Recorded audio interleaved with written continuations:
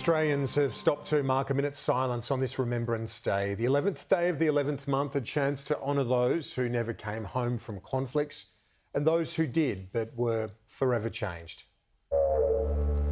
A solemn tribute to the Australian men and women who never returned.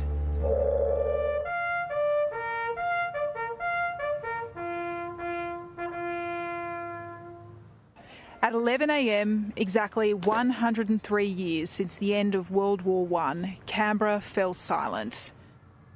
Governor-General David Hurley and Chief of Defence Angus Campbell paid their respects at the national ceremony at the Australian War Memorial. They shall grow not old, as we that are left grow old. Age shall not weary them, nor the years condemn. With the ACT out of lockdown, 500 guests attended a ticketed ceremony in the War Memorial's western courtyard. I think it's a very, very powerful moment in our calendar, and I'm glad that we're playing our small part.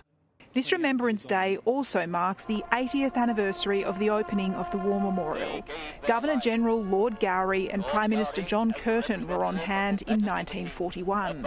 There is in the memorial the accounts of innumerable acts of heroism. There is the story of an unquenchable faith. 80 years on, the memorial is undergoing a $500 million facelift. It will expand its galleries to include the conflicts in Iraq, Afghanistan and the nation's peacekeeping missions. Those stories aren't told, and they should be told.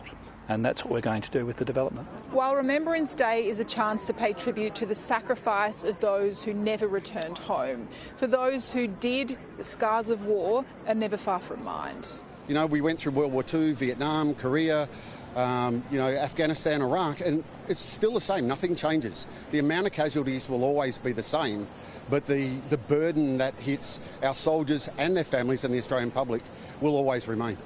In June, Australia's 20-year mission in Afghanistan drew to a close. Many who served watched the messy withdrawal and questioned if it was worth the sacrifice. What they did in our name under extraordinary difficult circumstances was incredibly well done, and that the nation is proud of it.